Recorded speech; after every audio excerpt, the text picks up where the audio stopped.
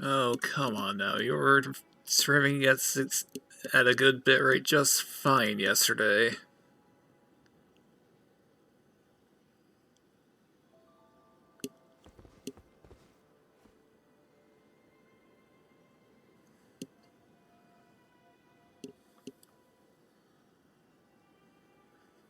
I refuse to believe this game is more technically complex than Neo 3.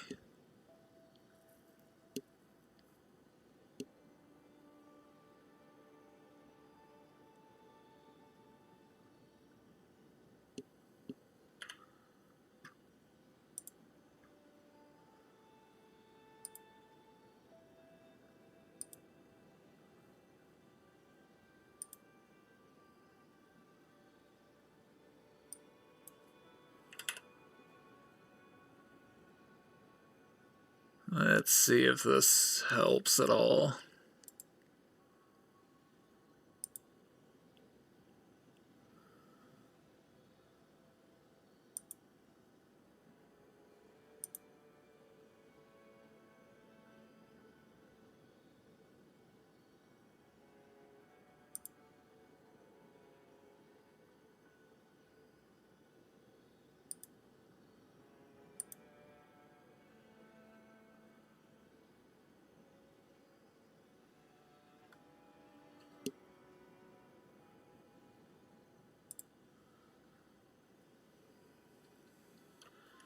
Oh, technology is such a wonderful thing, isn't it? I really wish there was a way to, like, test this crap before I hit go live, but what are you gonna do?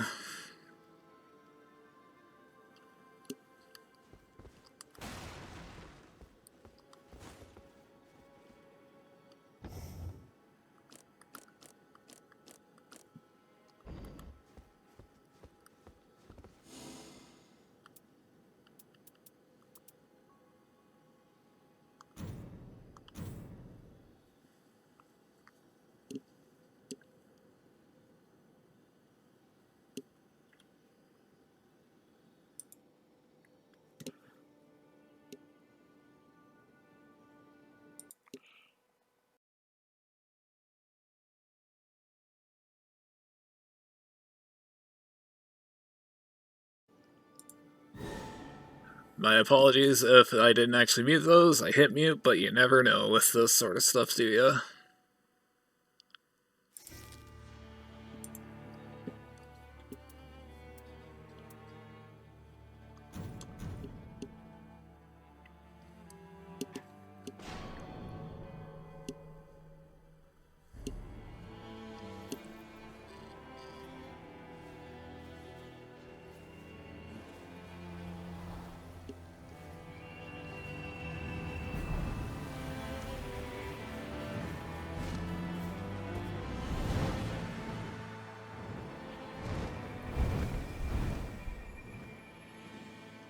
Oh, I didn't even catch the other guys' names. Hopefully they're not terribly offensive. Oh, I didn't even catch the other guys' names. Hopefully they're not terribly offensive. Oh, I didn't even catch the other guys' names. Hopefully they're not terribly offensive.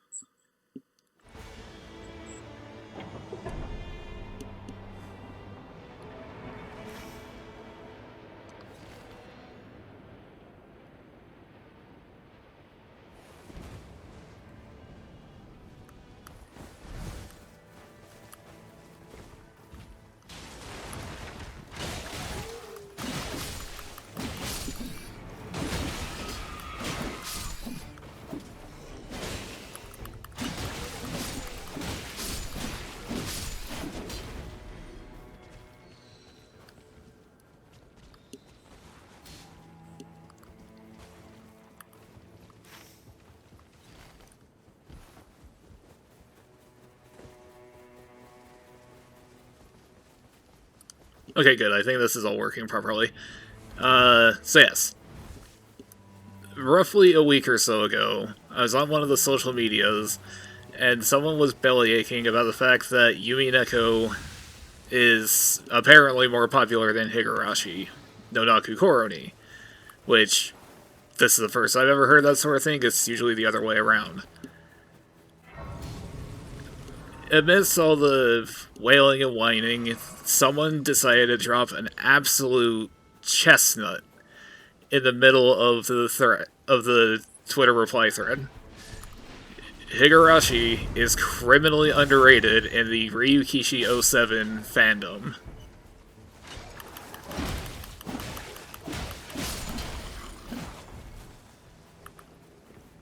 I did not catch the guy's name, and it's been too long that I don't remember who...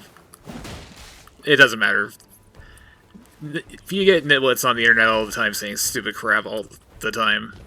Where the fuck...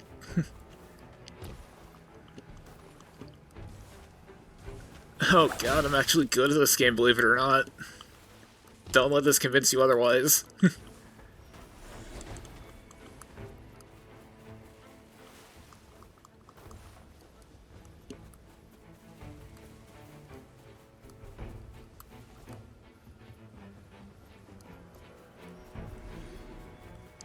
So the thing is, I read this tweet, and it just sort of stuck in my craw.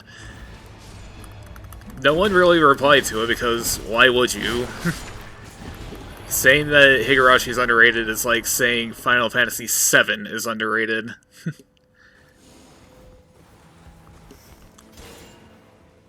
And more or less, people just seem to ignore the guy and his comment.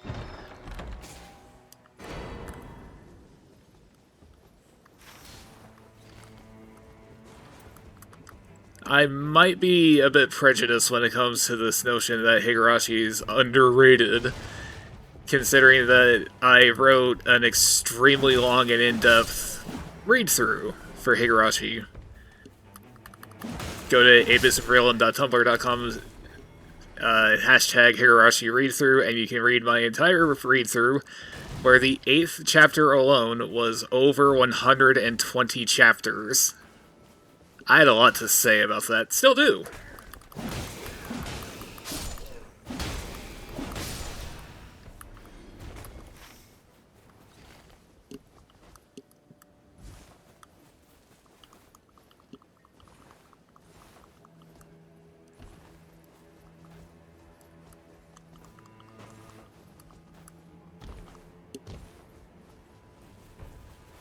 The thing that confuses me about the whole Higurashi thing is, for the most part, admittedly this is a few years ago, so my sample size is limited. There was like no one talking about Yumi Neko 3 years ago, back when I read it. Whereas everyone and their dog is talking about Higurashi and how great it is, and their favorite chapter is such and such, usually chapter 6, because these people have wrong opinions.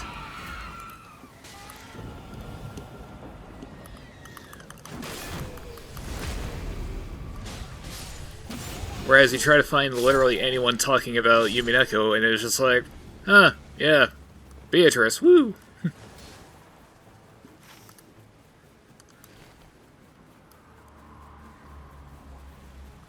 Oh, this madness tower.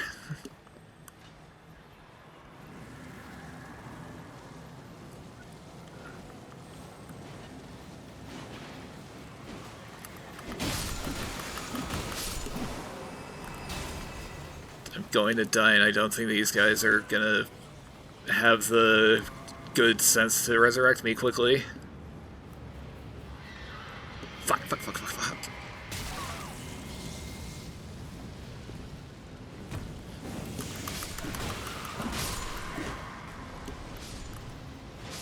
I forgot this wasn't base Elden Ring, where that just sort of kills you instantly.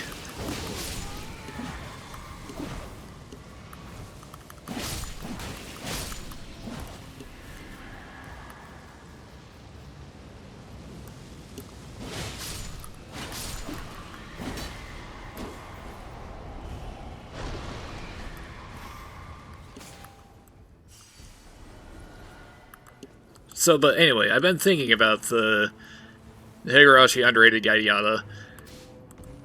I have a theory. It's probably not right, but this is what I got for you. What if these people are talking about the console-exclusive advanced reading arcs? The things that weren't written by Ryukishi himself, but were instead written by some other guy whose name I forget, but I have it written down.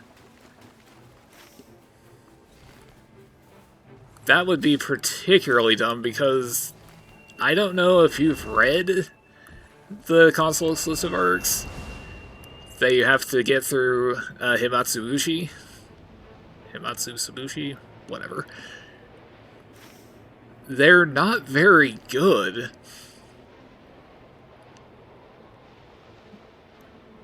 I'm trying for the life of me to actually do the rest of the console arcs because I enjoy talking about Higurashi.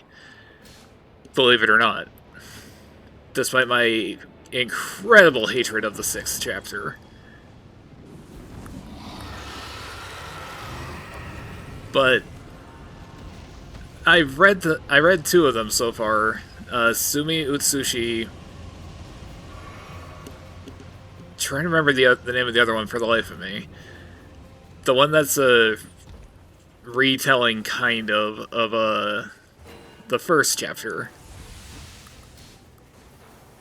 Oh, this is gonna bug me now.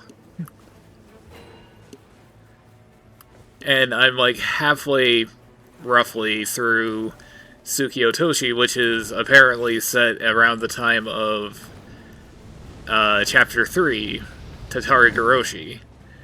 But I think everyone's going to be the killer, not just Keiichi. And there's some good damn it. There are some good things in Sumi Utsushi, the first of the advanced reading chapter arc stuff. Like, this... Hold on. This particular chapter goes a lot into characters having Hinamizawa syndrome. Or at least the main character and theoretically her family, even though she might be insane at that point. God damn it.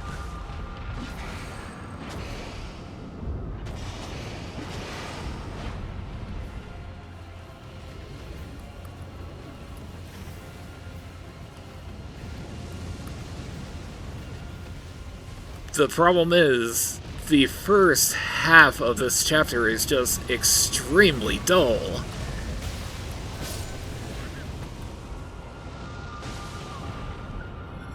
I swear to you, I'm actually good at this game.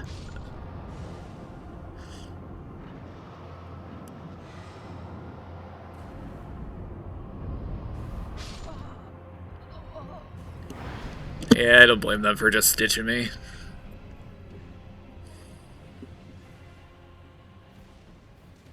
But in the first 8 or 9 chapters of Higurashi,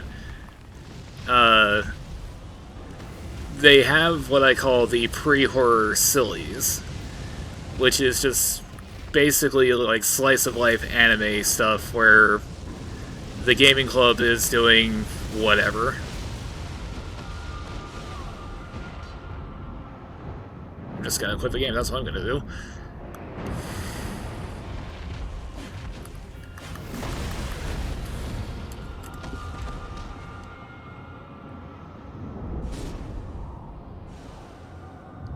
You can't see it because I don't have a camera, but I am beside myself with anger here.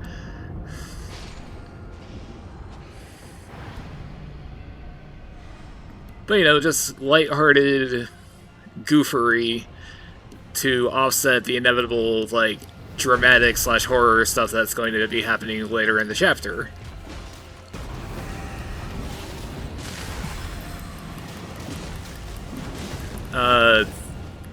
It's handled well in some cases, despite my issues with Chapter 6, Sumi Horoboshi.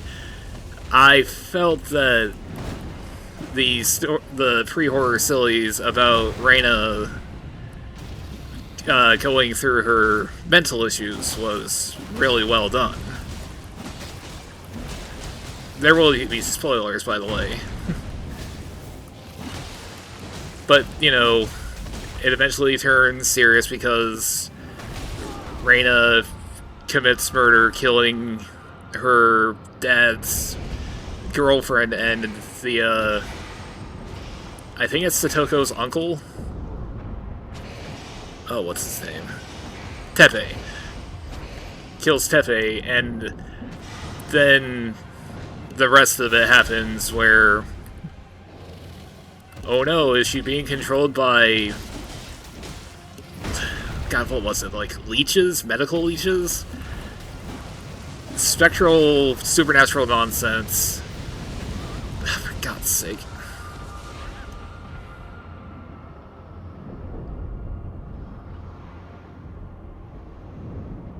But anyway, point is, if I even seem like I have a point, each chapter, including Matsuri Bayashi, the finale of the series, and Psycho Roshi, the finale, they have things that are largely unrelated to the overall plot in general.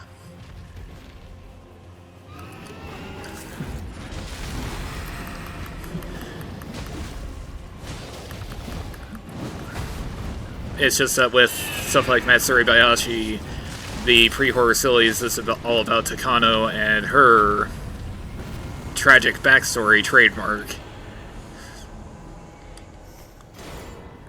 And stuff regarding the gaming club is largely just like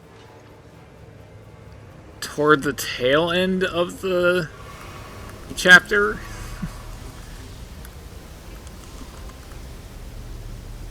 Like, there's some game they play in that with Hanyu, where, you know,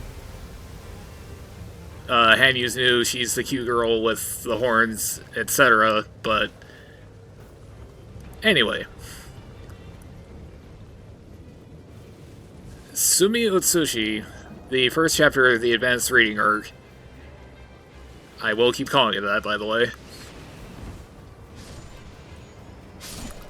Unless I die again, in which case I'm going to go click. I'm going to go check really quick to make sure I'm not making a fool of myself by calling it the wrong title.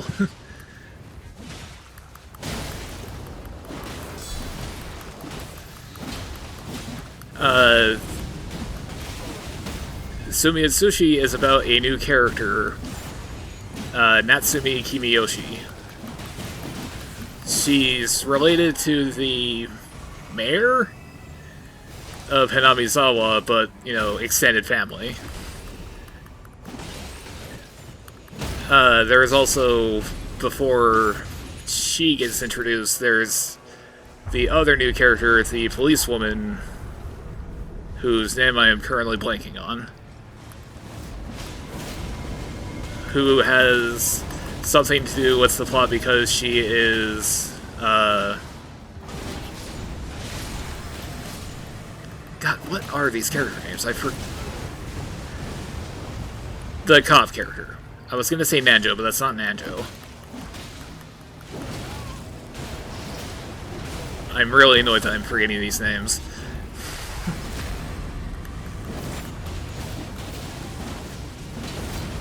Oishi, that's his name. Oishi. Uishi? Whatever. I don't think anyone ever actually says his name, even with the 7th mod in there. But one of the new protagonists, she's related to the larger mystery because, one, she's investigating the death of Mio Takano, wink wink, and she's friends with Oishi, who is, you know, one of the policemen from Hanamizawa. But anyway, after it has the vague intrigue start where she is investigating the murder, and they're just like, you need to keep this under wraps because if they find out we're muscling in on some other prefecture's turf, you know, legal troubles, jurisdictions, and all that. But it then cuts to Natsumi and how she's from Hinamizawa and she lives in Tokyo? Question mark? And then it just sort of drags on forever about how Natsumi is in love with the boy, but the boy may not love her, and everyone's like, oh, she's from Hinamizawa, she's Crazy Town Banana Pants.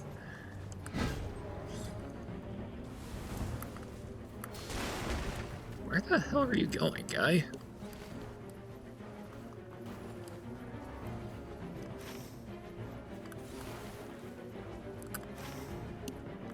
Until eventually, I do apologize if I seem like I'm rambling here. You know, she's going through her high school drama. I love the boy. The teachers think she's an idiot because she's not the best student ever, etc. And then eventually, when she works at her job in a like a retirement type home, old folks home, one of the people she's in charge of is a guy from Hinamizawa. And he's just, it keeps going on about Oyashiro and all that, and you gotta respect the Hinamizawa what's the word? Traditions. But she's just like, whatever, man. And then, you know, the end of Chapter 3 to Higurashi happens, where the volcanic gas leaks out and kills everybody in Hinamizawa. Except this time, it doesn't spare Keiichi until he goes crazy and dies in the epilogue of Chapter 3. Rika's dead because it's Rika. Everyone died. And then Natsumi... I feel like I'm just recapping this thing. She starts talking about how her grandma that lives with the family, she's one of these, like, die-hard, dyed-in-the-wool Oyashiro worshippers. And when the disaster hits, Grandma's like, it's the curse of Oyashiro, because of course it is. It's always the curse of Oyashiro, up until it isn't. And then, despite the fact they have this nice little intrigue built up, it still just drags, because now we have to deal with Natsumi trying to reconcile her non-existent past of Hinamizawa with her life in Tokyo or whatever. I'm just gonna say it's Tokyo. I'm wrong. I know I am, but I don't care. I can't check my screenshots right now anyway. I mean, I could, but then I'd just be sitting here unmoving.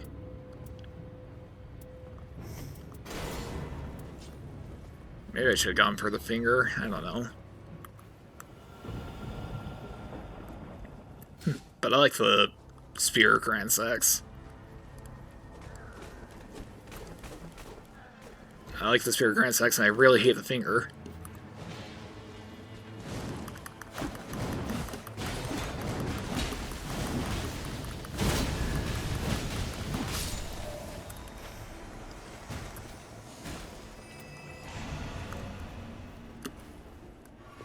So everyone in Hinamizawa is dead, and so the only people alive are Natsumi, her family, the guy in the retirement home, hospital, hospice, whatever.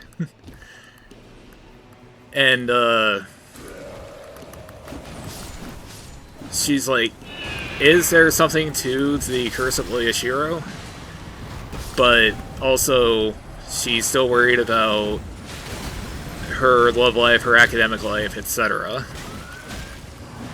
But because of the fact that people from Hinamizawa all died, and for some reason they're blaming all their deaths on Oyashiro worship, she's now paranoid that people are going to assume she's just a religious nutcase because she's from Hinamizawa.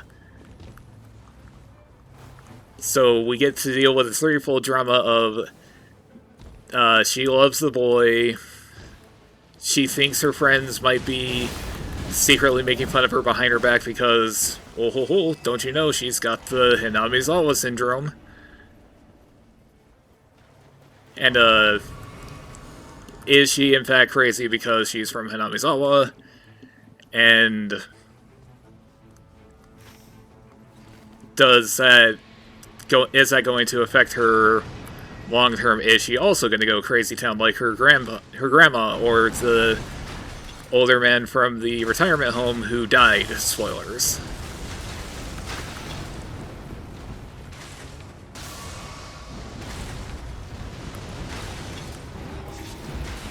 I wonder if this is the same guy as Estelle from base Elden Ring, or if this is a different Natural Born.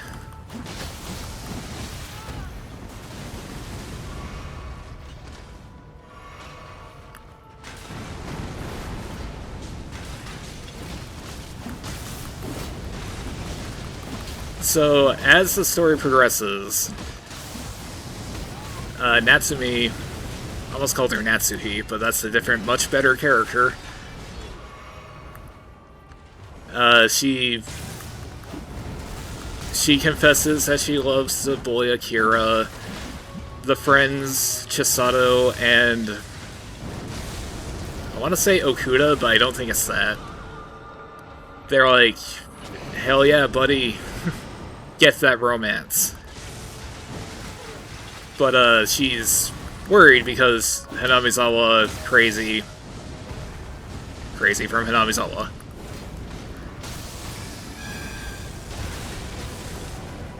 So the story just sort of drags on when the old man in the retirement home snaps and kills a nurse that she worked with. So the policewoman, the other protagonist, she shows back up in the narrative because finally the main plot's getting going. Until, once again, the plot just sort of stops because while they're investigating the murder of the nurse, Natsumi's like, nah, I keep wanting to call him Victor. The guy, the old man, he couldn't possibly have done this. He's a sweet old grandpa. And so eventually he dies. I think he tears his throat out like they all do. Oh, what's his name? The camera guy. Military camera guy, you know the one. God, I can't remember the names for the life of me. This is seriously pissing me off.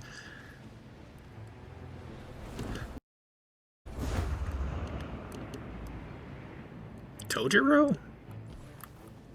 Anyway, I believe he tears his throat out, he dies, and so Natsumi's just like, oh no, Hinamizawa madness! And, eventually, she comes to find out that her family, her mom, grandma, dad, who doesn't really do anything, he just sort of exists to be a body. The mom is going slightly insane because, oh no, the neighbors, they're gonna find out they're from Hinamizawa.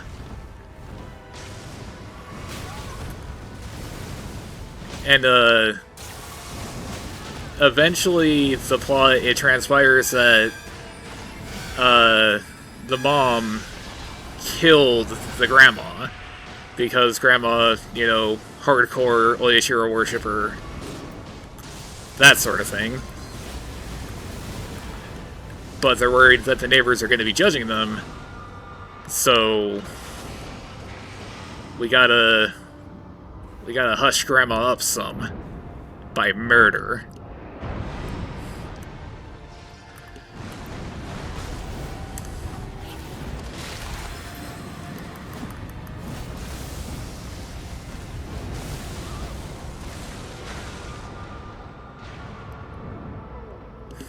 And then because, Grandma got whacked one day, the plot progresses to the point where the mom is paranoid that every other member of the family, Natsumi, the husband... that was bound to happen, wasn't it? Is, going to basically just, like, rat her out to the cops, and she'll get arrested. And, so the plot progresses to the point where Natsumi is attacked by her mom after the mom accidentally, air quote, accidentally, killed the dad because reasons. Oh, right, he was going to take the rap for the murder. The mom's like, well, Natsumi, this is all entirely your fault. Time to die. And so Natsumi, you know, resists because murder. And, kills her mom.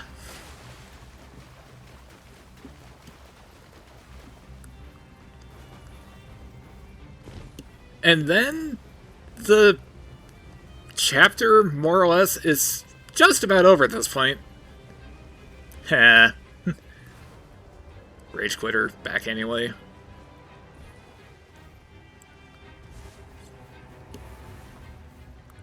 Go on, rage quit again, I dare you.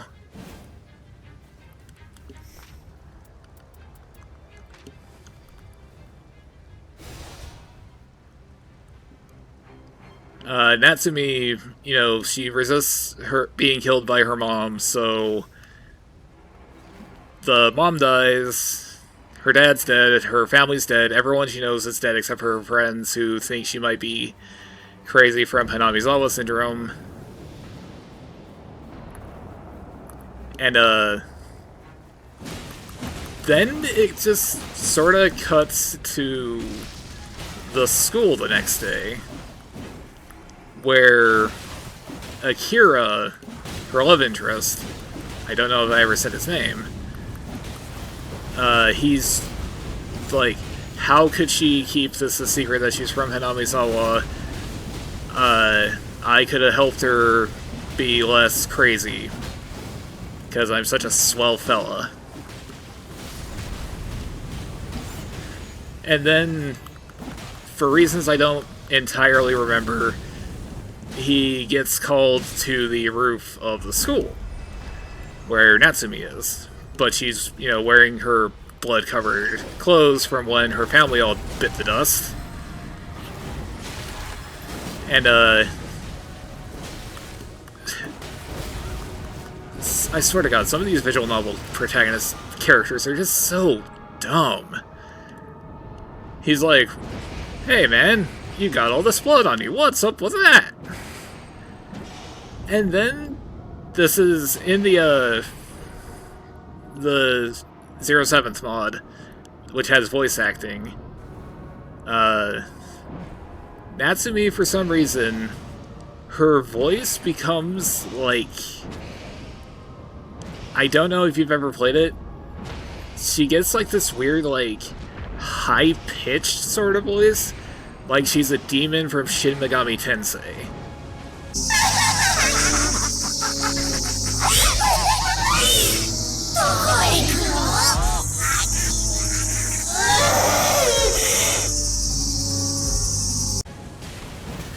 And then she's going to kill Akira, you know, stab him up but good. And after she stabs him, she's just, you know, having a good old laugh about it because yandere murder. And then she dies. She tears her throat out.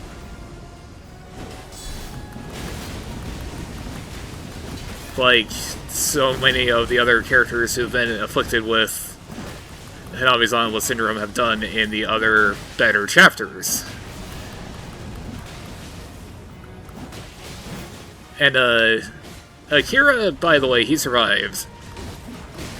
So the protagonist for the next advanced reading arc is the cop lady. And her sister, I think?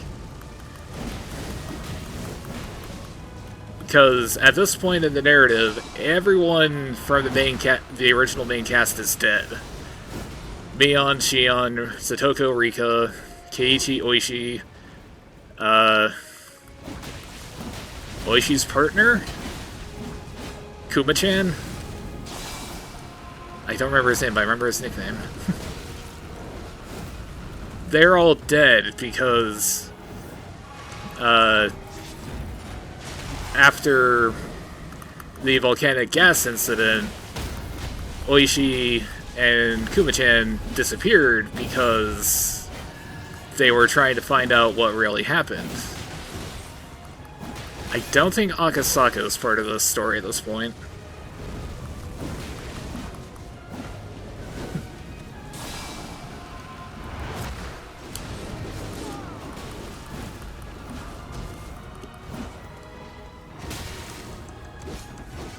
Sorry. I was hoping that would do a little bit more than that. I don't know who I'm kidding. We're not going to win.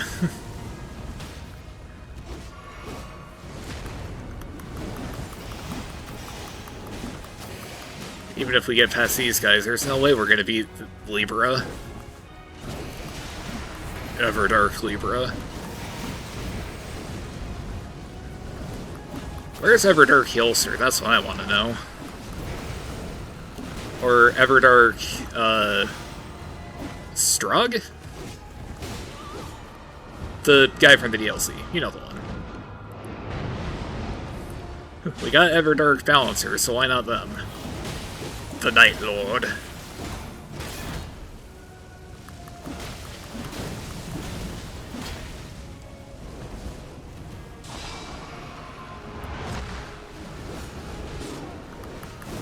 So one of the things that about Sumiya Sushi that made me go, huh. They have a habit, these Higurashi chapters, to have a sort of like epilogue during the credits. You know, where are they now? Usually it's just, you know, Satoko dead. Battler dead. Things like that. So it talks about the fate of Akira, Chisato,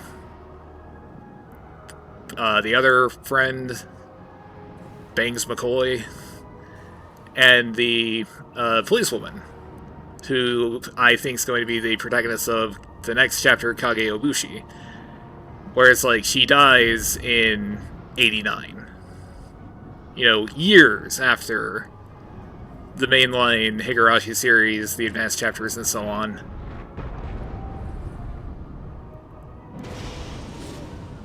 Fuck.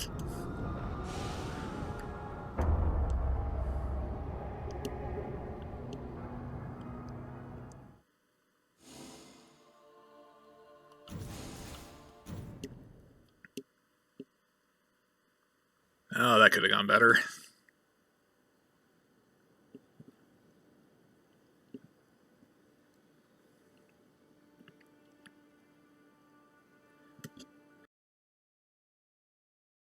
Sorry about that.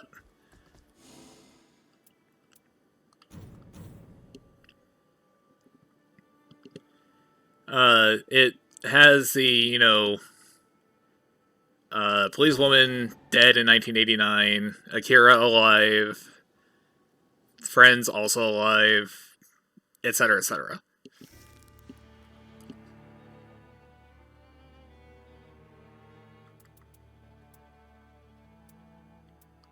Go Guardian, why not? And, I'm gonna be honest with you, gang. I'm really not feeling the rest of the advanced chapters. Tsukio Toshi is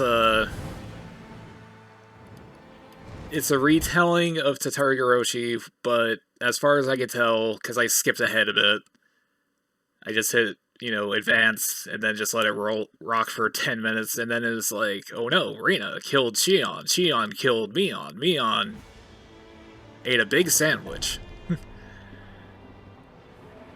And, it's kind of related to the other chapter that's not part of the advanced chapters. It's just like an alternate take on Chapter 1, Oni Kikushi, where Oishi Akasaka, they're interviewing Mion because she's the only survivor from Hanamizawa for reasons. I don't remember why. She got away. She was in the, oh, what's her last name? Ah, damn it.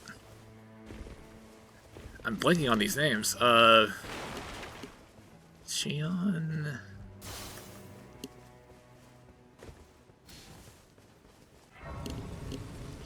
Got Rika Furude, not Oyashiro Kimiyoshi, and the Mafia family.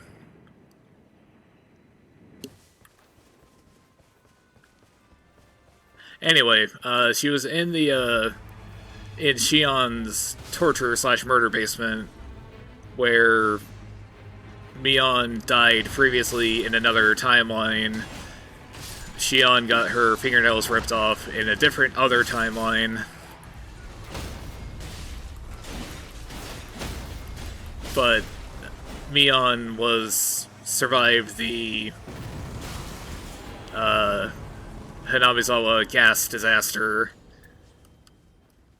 Only, I assume, because apparently Tsukio Toshi is tied to this alternate ending, I can only assume she's going to bite the dust then.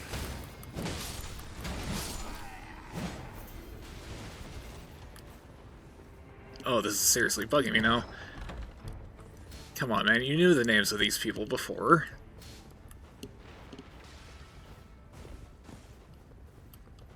Sakeiji Maibara, obviously.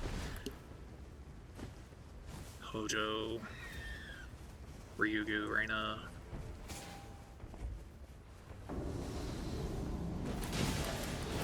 Fuck, what is her name? Their family name. Anyway.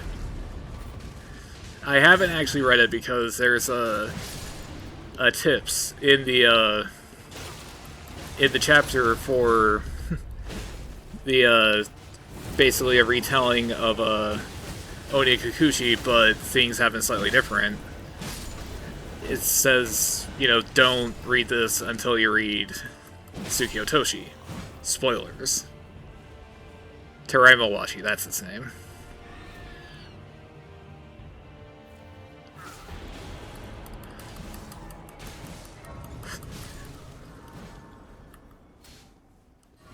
I had to stop there for a second because I wanted to try to find the names.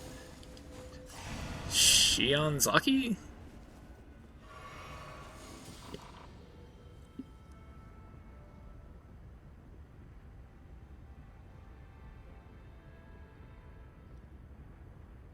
Anyway, it says, don't read the thing until you read Tsukio Toshi, because I can only assume that there's gigantic plot spoilers from that in this, and it's like, okay, cool. Meanwhile, you got Kageyobushi, the next of the advanced reading arc, and it's like, I don't care about any of these characters. The only reason why I was going to read this, and I mentioned as such in my Tumblr blog, tumblr.com/AvaSupervillain, hashtag Higurashi playthrough, Higurashi playthrough, book, read now, avoid disappointment, is, I'm interested in the alternate version of Chapter 8, Mio Tsukushi. The only problem is, and this is not really a problem because I enjoy the story, so yay, more story for me, num num num. There's 3 versions of this ending, of this chapter. There's the PS2 version, Omote, and I don't remember the third one. Don't get old, kids. It's terrible. You forget things all the time.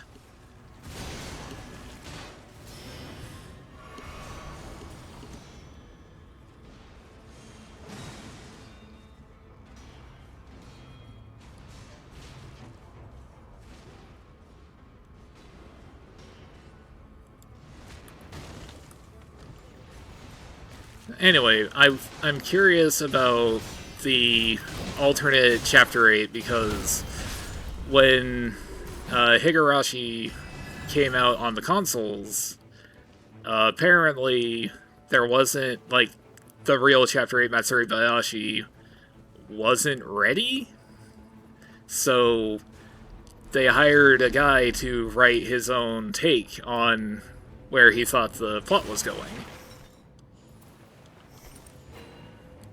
And so he wrote Mio Tsukushi, and apparently this is the only thing I actually know about this other chapter, is Ryukishi apparently stepped in because he wanted to, the writer for Mio Tsukushi wanted to put in a definitive romance between Reina, Kieiichi, Mion.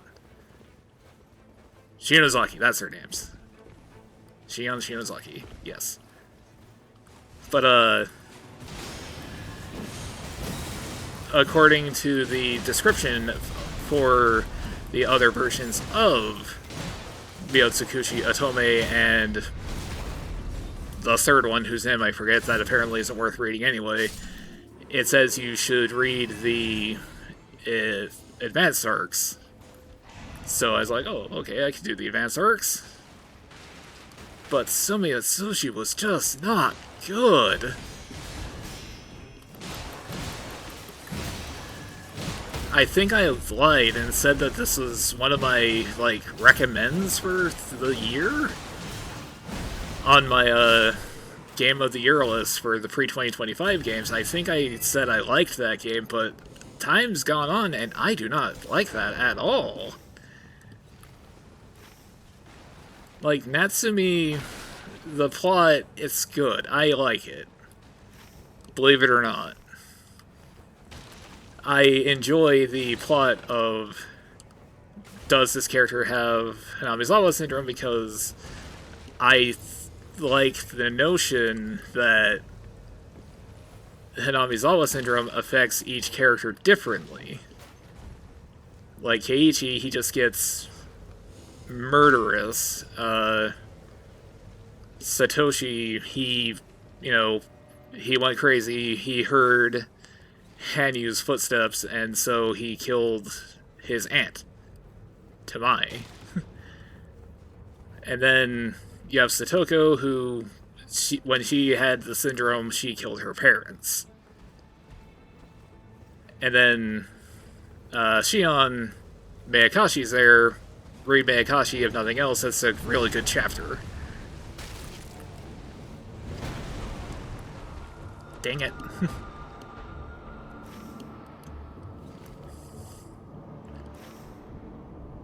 Am I gonna have time to actually be able to get back here and get... Shoot me!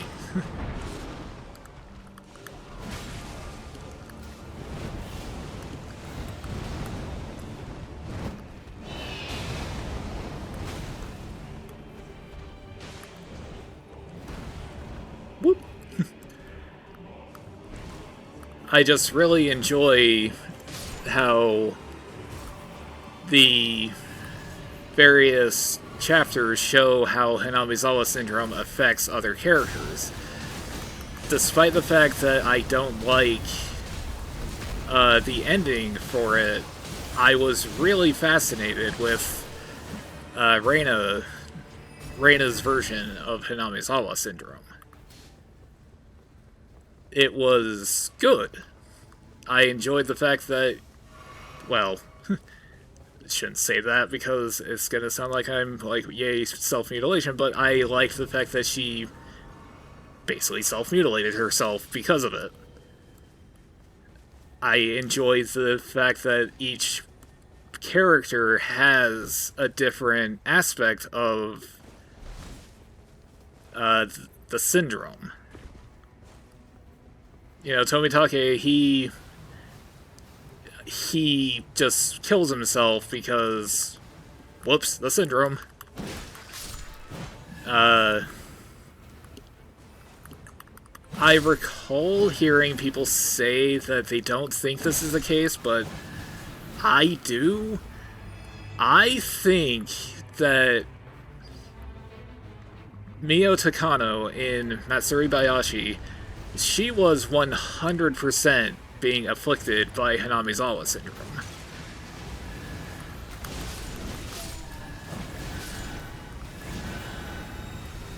It's the only way I can think to justify her extremely different characterization from just one chapter earlier.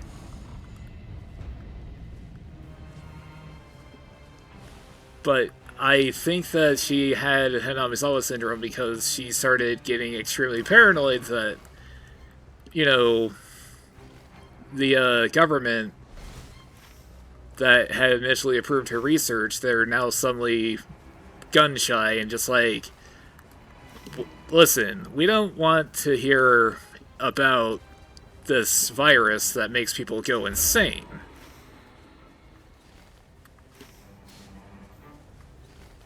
And just arbitrarily, out of nowhere, she's just like... Maybe it's because of Koizumi, and this is all in fact genuine, but I do genuinely believe that her extreme, like, depression from when they shut down her research, I genuinely think is just a symptom of Hinamizawa syndrome. Which also then let her be easily manipulated by Nomura and yada yada yada. I have 120 posts written about this.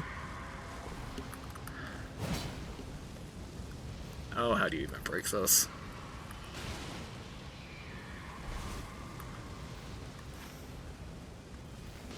But,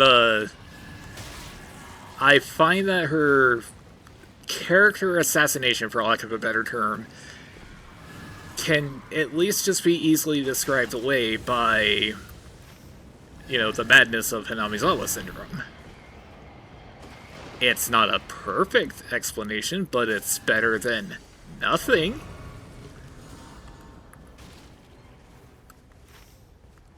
And the thing is, I actually think Matsuri Bayashi is like the third best chapter in that entire franchise. It's steadily going down the rating. It's now number 4, in my opinion.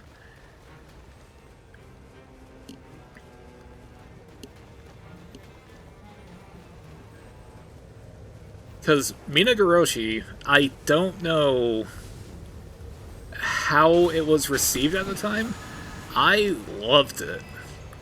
Sure, it dragged in the middle when it became about Satoko's horrible situation, but I greatly enjoyed it. I enjoyed the drama of the entire chapter.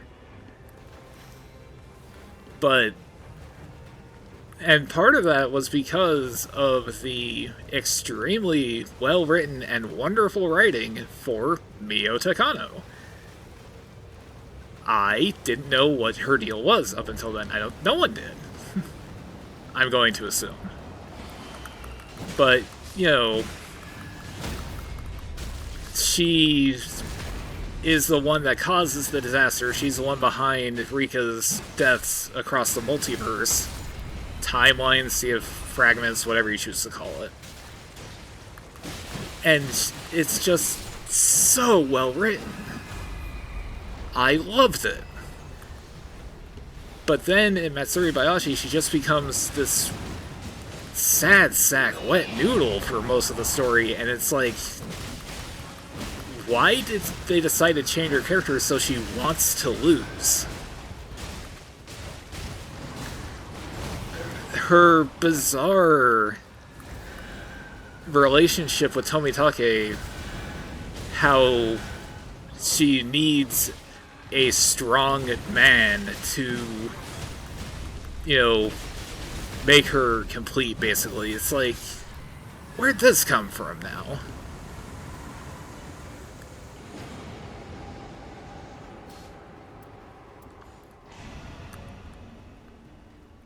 That's not an exaggeration, by the way. That is basically word for word what happens in Matsuri Bayashi. She's just looking around Hanamizawa day before Watanagashi, and she's just depressed because where's Tomitake? I need Tomitake. I need his strong, guiding, manly hand, etc. And it's like, girl, what happened to you?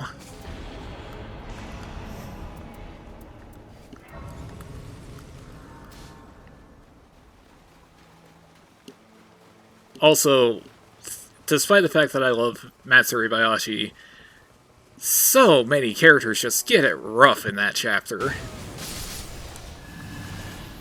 The two characters that get it the worst are Takano and Rika. Oh, I'm depressed just thinking about it now.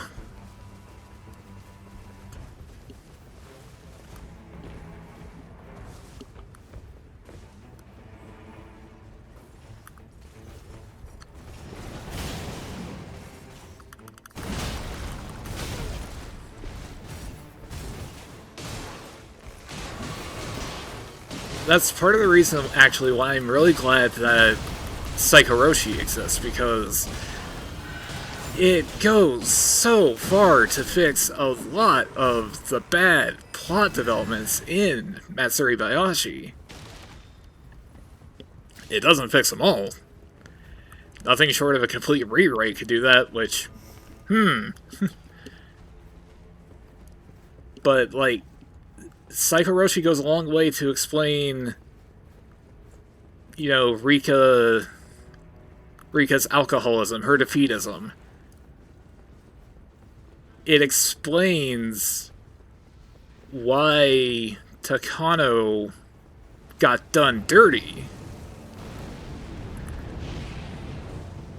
It doesn't fix everything because, you know, most of the cast aren't in it. It is very much the Rika Furude hour. But it helps contextualize things about Hanyu and Rika, which is what I really wanted. The character I main is usually the Undertaker, but I just felt like playing the Guardian today. Before the DLC, it was primarily the Wilder.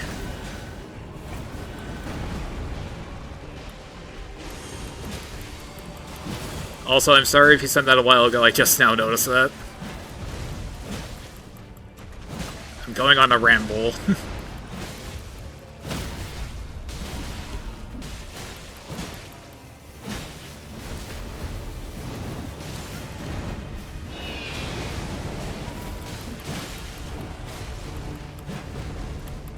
Lately, I've been playing a lot of Iron Eye as well, but I I just didn't want to play Iron Eye today.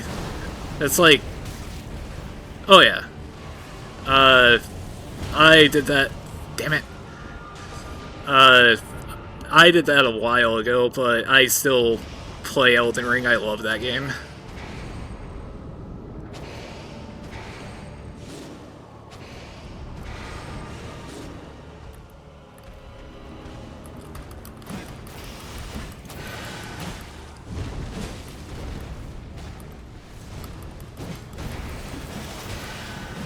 I'm actually thinking about starting a new playthrough and doing the DLC as well again, because I just love that game.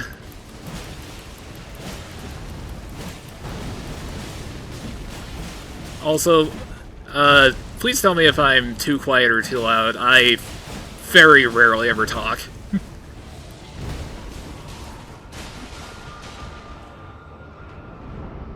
Yeah, usually. Or early-ish in the morning, like 7 to 8.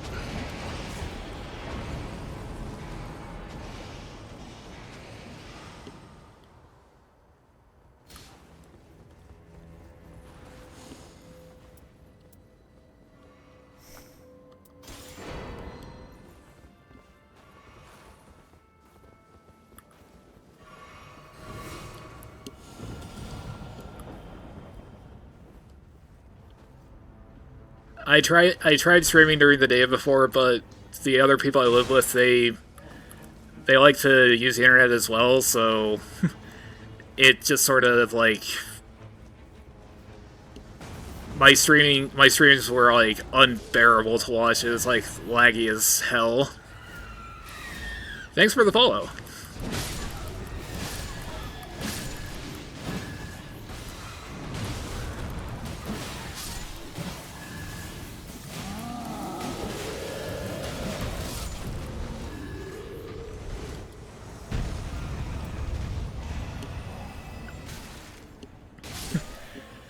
How about you, Hime? You beat Elden Ring?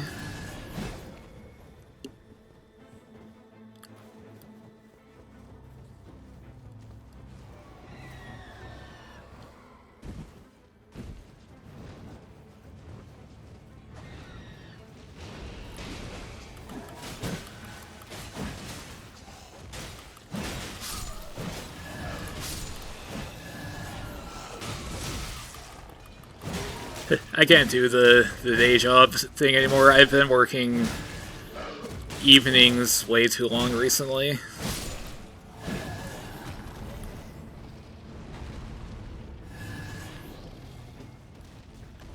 It's not exactly the same as regular Elden Ring, but I like this one a lot.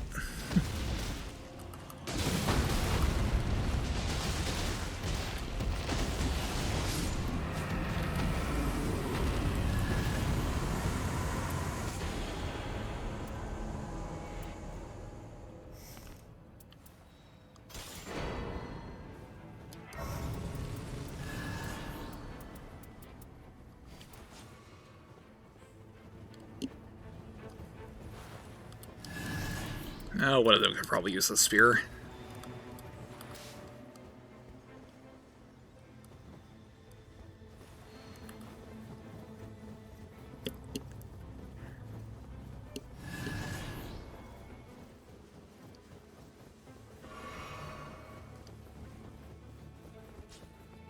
Well, that's cool. I hope you like it. I'd feel bad if you got it and you're like, wow, this sucks. That guy doesn't know what he's talking about.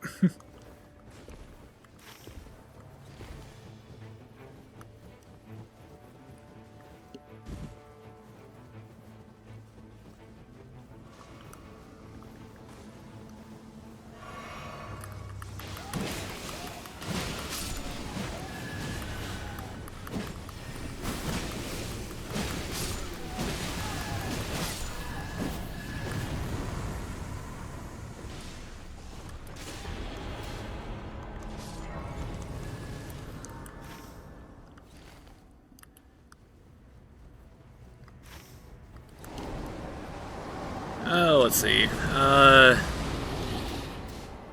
I recently played Resident Evil Requiem. That was pretty good. I like that one a lot.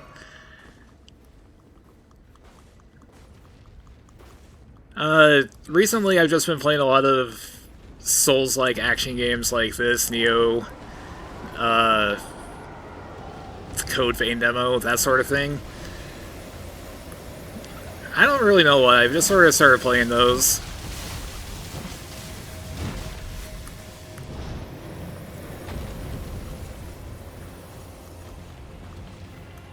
It's really good, RE9.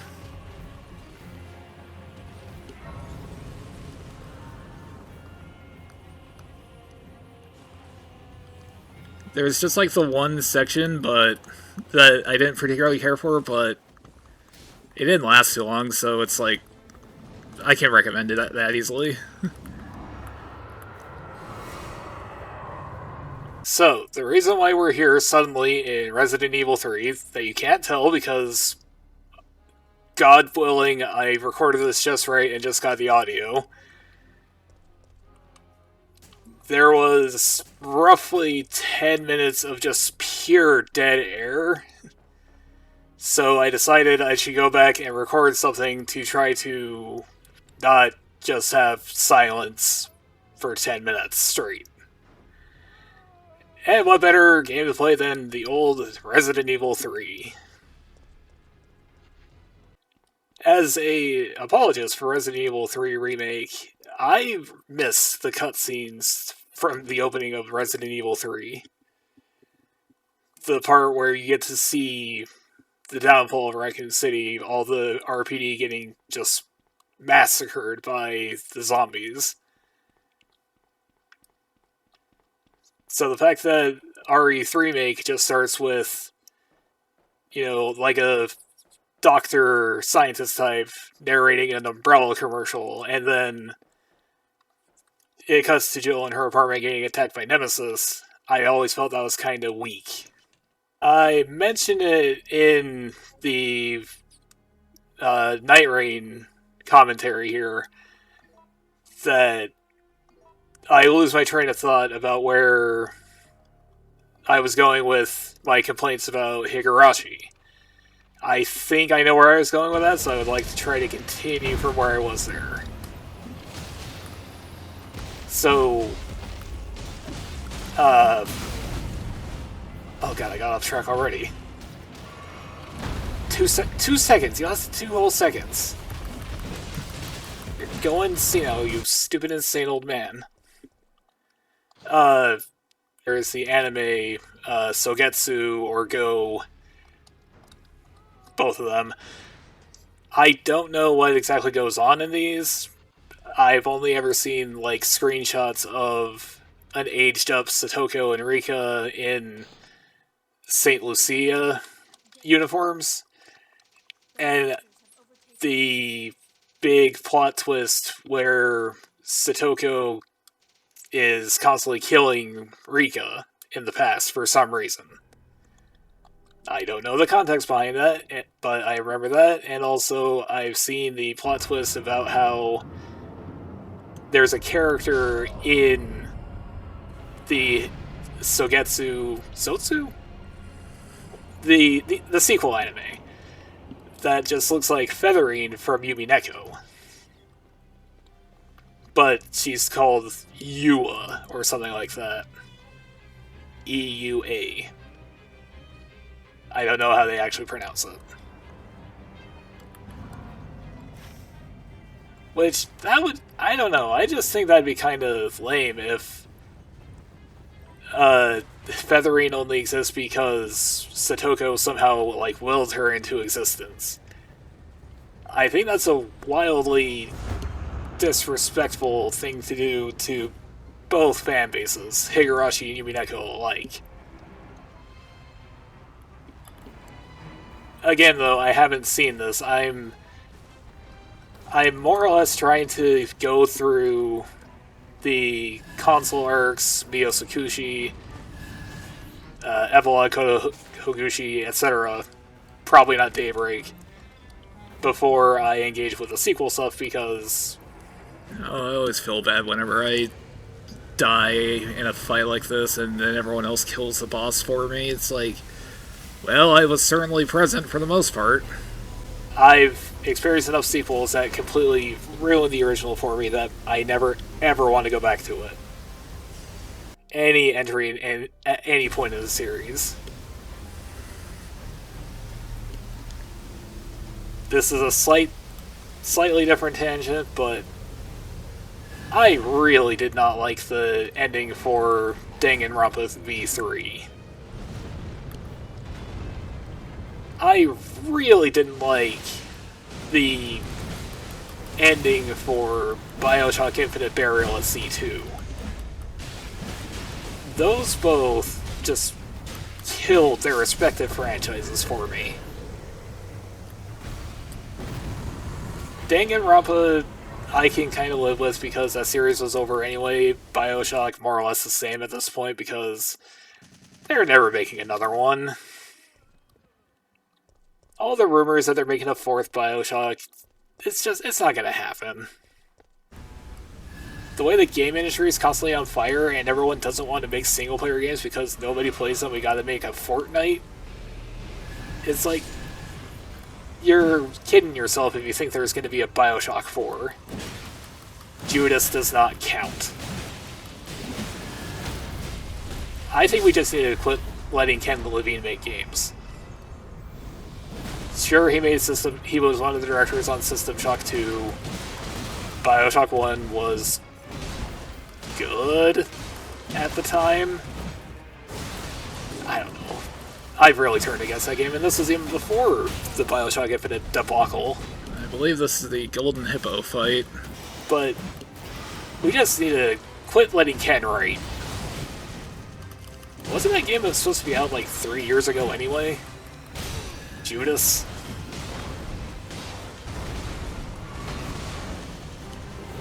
And I don't know if it's just like a pithy making fun of the guy post about it on social media, but I also seem to recall hearing that Judas is more or less going to be just like a metaphor for cancel culture, which, well, that would age well, wouldn't it? Also, while I'm on this tangent, there are so many of these games that people love for various reasons that I just don't care for. You know, Bioshock Infinite, people like it for the most part, except for a very vocal minority out there who don't like it because of the ham-fisted racial themes. Danganronpa V3, you're just not big-brained enough to appreciate it, of course, and just because you think it's a bad story. But, there's stuff like Disco Elysium, right? Good story. Fantastic story. I won't deny it. It is a miserable game to play. Also, mouthwashing? I'm sorry, mouthwashing just isn't good. You're going for, it works on a metatextual level. I get what it's going for. I just don't like it. It is not a good story. It's not a good game. I don't care for it. Oh, I can kind of sort of lay this all together. The reason why I bring up these things that people like that I generally didn't is Sumi Horiboshi's Chapter 6 of Higurashi. People love it because it's about Reina, her mental issues. Seems to be about the height of it, really. I didn't like it because at the time I felt that the explanation that the entire plot was because of alien parasites was ridiculous. That the whole body snatching idea was massively disrespectful to the audience. And it actually was so bad, I almost quit the series entirely at that point. But I stuck with it because I'm stubborn and stupid and refuse to get beaten by a video game. Was it worth it? Probably not. I think it was because Minagoroshi was good. Matsuri Bayashi was good. Tsukio Toshi is okay from the parts that I've read. Teramawashi had some interesting ideas. I think it really could have acted better upon. Sushi exists. But I just really didn't like how the plot was wrapped up in Sumi Horoboshi. Like, a lot of people like the... Perhaps I just haven't been looking hard enough, but this is basically the only boss I've ever seen any real fan art of. Like, there's occasionally the odd, like, Heelster art, but there's not, like, any Strahd, Maris, etc. Strap? Whatever. Fuck! DLC boss man. Fight between Reina and Keiichi that happens at the end of the chapter, I personally didn't. Meanwhile, Libra, I've seen just, like, a ton of art. I felt it was really poor. Which makes me wonder, I do wonder how the plot developments in the various later entries were received by fans at the time. Because on the internet, you know, the bastion of taste ever, Dang it. you read things about how apparently people didn't like Chapter 8 of Yumi Neko, for instance. Which I don't personally understand. I think you're a bad taste haver if you don't like it.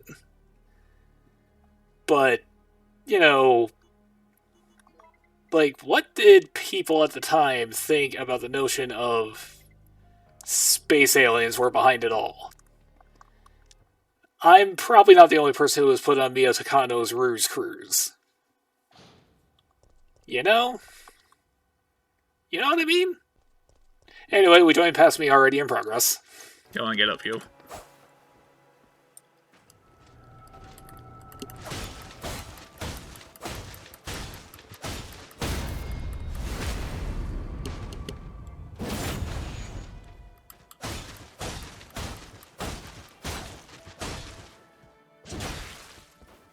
Anyway, not that I had a particularly cogent train of thought, I think I more or less forgot where I was going with any of what I was saying. Suffice to say, though, I just think that that thing that I read, Higurashi's criminally underrated, it's like, bro, Higurashi's underrated? Higginbon is right there, no one talks about that. Unfortunately, I think Sakonia is also falling into that same hole because, well, that's never finishing, is it?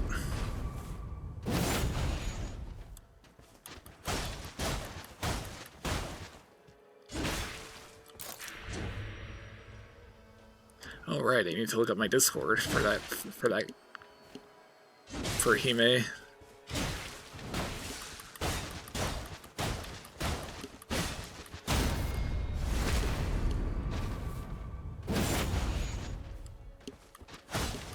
I know people are up in arms about pronouns and all that one way or the other, but it's like, I generally don't want to offend people. For all I know, Hime is slightly annoyed that I kept referring to them as man. But I don't mean it as, like, I don't know. I use man as, like, a gender-neutral term. Same as dude or guy. Buddy.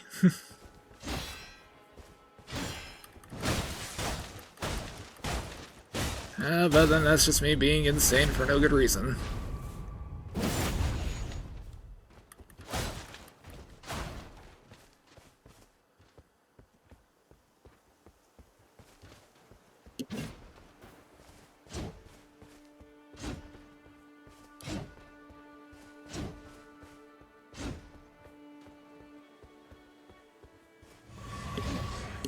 I'm making myself depressed just thinking about how the character Miyo Takano got just her character ruined in the final chapter of Higurashi. which is really sad because, like, that's more or less her chapter. Her and Hanyu, that's like it. Don't even get me started on Hanyu. I think what happened to her was the worst. And I haven't read anything about where the series goes after Miyosakushi, because I know that there's like 2 chapters? 2 additional chapters that were written afterward that apparently just really put her through the ringer. Also, there's the anime, but the visual novel is what matters here. The anime is the anime, that's its own thing.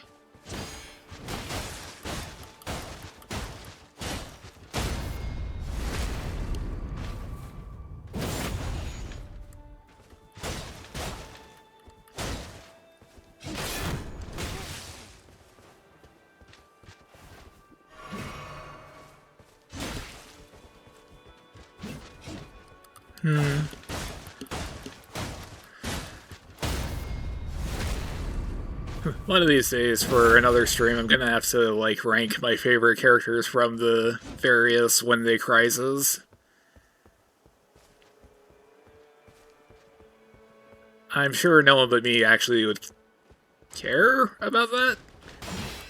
Or there's secretly a huge conglomerate of people who will just take me to task when I say that Burn Castle is better than anyone else by a wide margin.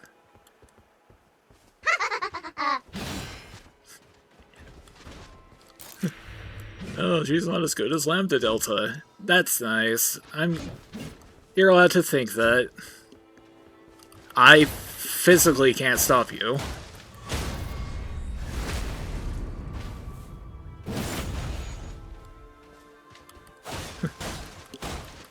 I'll make my tier listing and then people will realize that I've just been faking my ability to read this whole time. My reading and comprehension, they're myths. I lied to you. You're gonna go on to 8bitsupervillain.tumblr.com hashtag Higurashi playthrough, read now, avoid disappointment. And you'll be like, wait a second, these are all blank.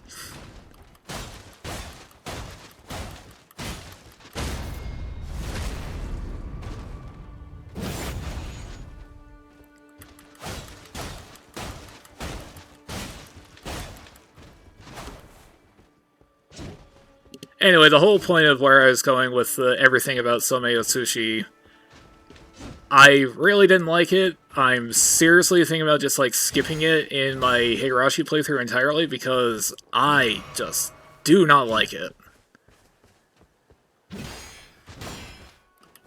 I'm sure this is a great disappointment for all 3 Akira fans out there.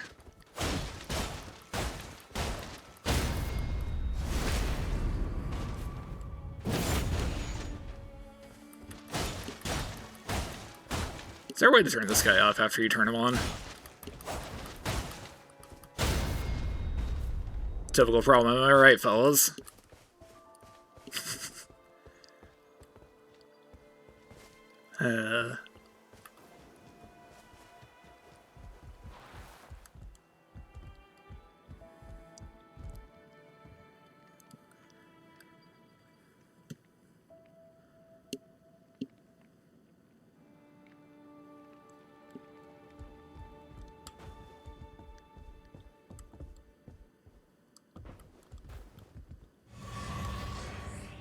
I needed to do some of the story stuff in this game.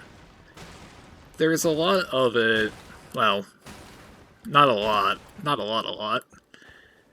but, like, what little's there is interesting. I love the story stuff about, like, the Iron Eye, the Scholar, the Undertaker. She had a bunch of cool stuff. There's the Wilder and his everything. But, you know, you'd actually, like, go through and experience this for myself, not just watch a YouTube video about it.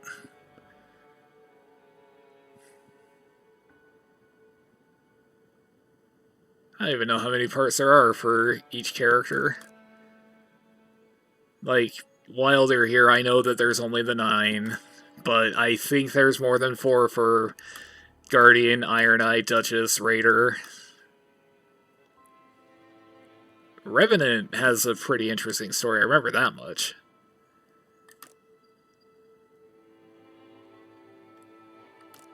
I really wish, like, Executor here, I'm pretty sure I've completed all of his remembrances.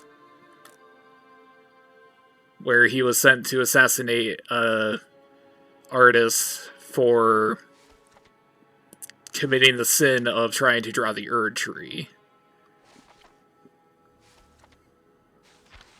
See, that's fascinating. I like that sort of stuff. I really, really wish that they put Nightreign story stuff in a hypothetical Elden Ring 2. Or the other way around, I guess. Elden Ring 2 stuff in Nightreign. I'd love that. I love the stories in these games. Like, people complain that Dark Souls 3 is, you know, Dark Souls the greatest hits. And it's like, yeah, and? So you fight Ornstein again. Guess what? You did that in Dark Souls 2 as well. People didn't bitch then. Now they complain about other things with Dark Souls 2. Which, this is going to be a controversial opinion. Dark Souls 2, not a bad game.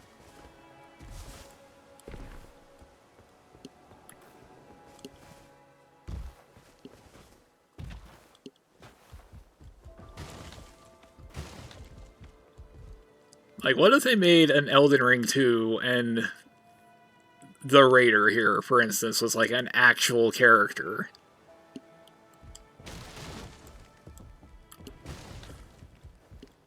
The Recluse and her Shadow Baby.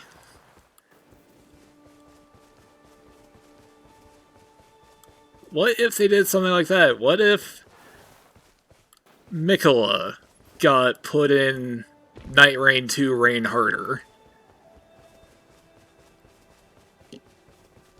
Not even saying put Radon in again, because... Actually, I am saying that put Radon in. People piss and moan about the Radon fights, but Radon's good. He's a great guy. Great fights. Awful human being, but still. That's the Souls for you, isn't it? Every unambiguously good character just winds up dead.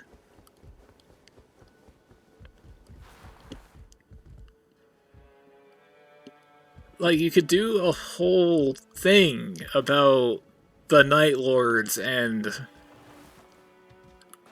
you know, the Night Lords, Heelser, Maris, etc., and how it relates to the world of Elden Ring, Limgrave, I think it is. Or Limgrave's this one, and I'm being dumb. See, like, you got a portrait of Godfrey here. How'd that get here?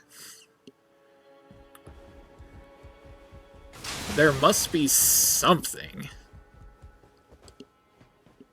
And I know it's probably not the point. You don't play Dark Souls because you want a deep, rich narrative, etc., etc. But I like the stories in these games. The Soul of Cinder, the Ashen Ones, that's all very fascinating to me.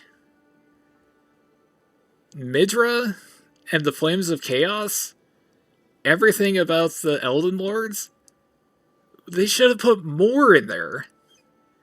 He's not writing that book. Make George R. R. Martin do something.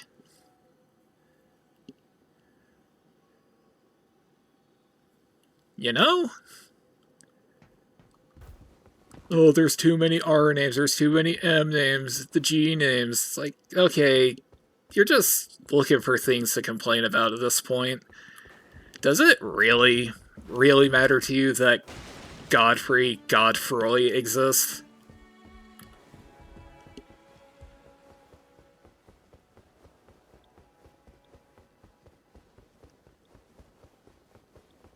Like, it'd just be repeating the plot from this, but why not put John Nightreign in and have him turn into Heelster in a big brouhaha in Elden Ring 2? It happened again.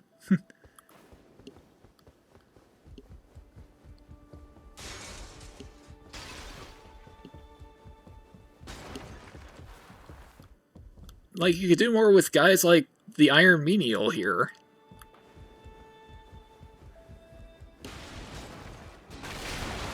Like, I love this game, but it sucks that so much of the interesting lore stuff is just locked away to this and nothing else. Of course, you can say that about every FromSoft game where it's like, oh, well, the Bearer of the Curse, the Emerald Herald, they're just in Dark Souls 2. Gwyn, the Murder of the Dragons, that's all just in Dark Souls 1. That's not in 2 or 3.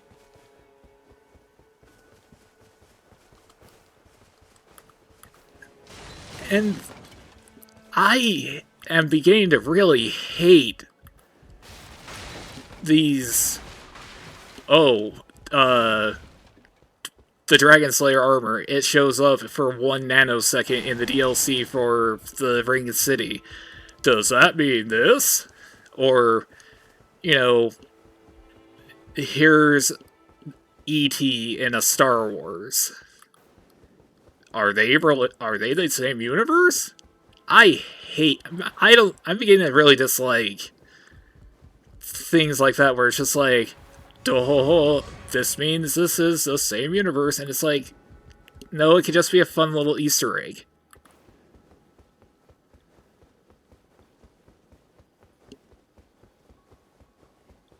Anyway, you can't prove I'm running out the clock.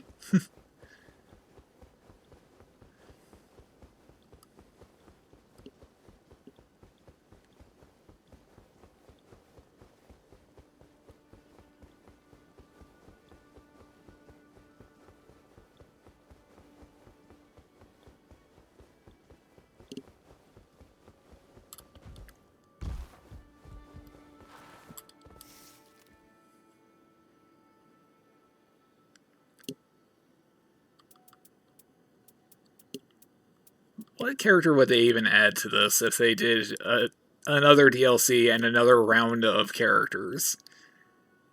Like, I don't think anyone really expected the Scholar or the Undertaker. But it's like, what sort of class would you add to the Forsaken Hollows 2? I don't know. I also think that they should... Much as I complain about the cross-pollination and crossover of literally everything to the point of it's getting ridiculous, is like, what Dark Souls bosses would you put in here? Because obviously you're not going to get Bloodborne, that's a Sony thing. You're not going to get Demon Souls, similar reason. Although, I think they should make a Demon Souls 2.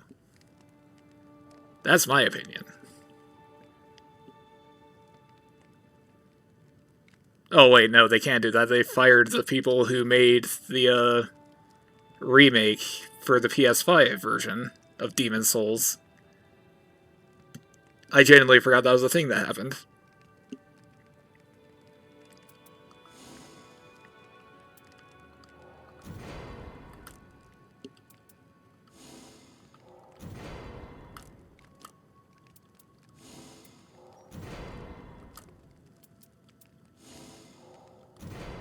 I'm not gonna wear any of these, I just want to buy them.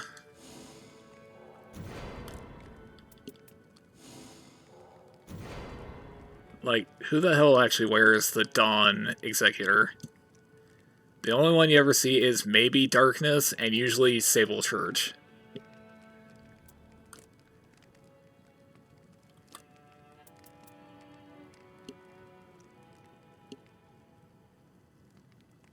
I remember back when this game was coming out, people were speculating that because it's, you know, the FromSoft Battle Royale game, they're going to put in literally...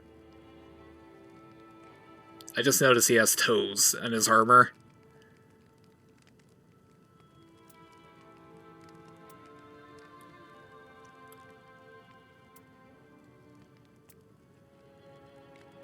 What the fuck?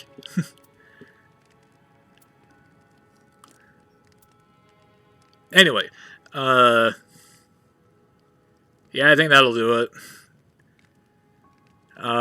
Thank you for stopping by, watching, enduring me ramble for the better part of an hour. I don't know how much dead space is in here. Dead air, I mean, not dead space. That's a different thing altogether.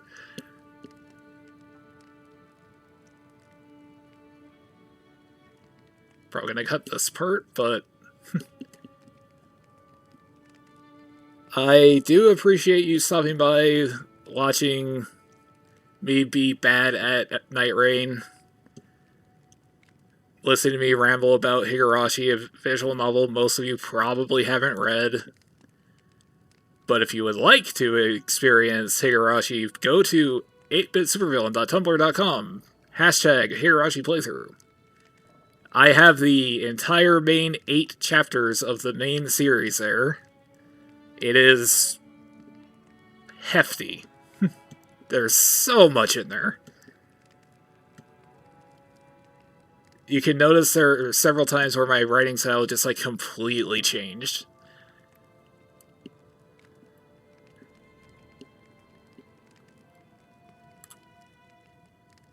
I will try to have more topics ready to go so I'm not just rambling on about whatever strikes. Thank you very much. You guys have a good day now. Bye.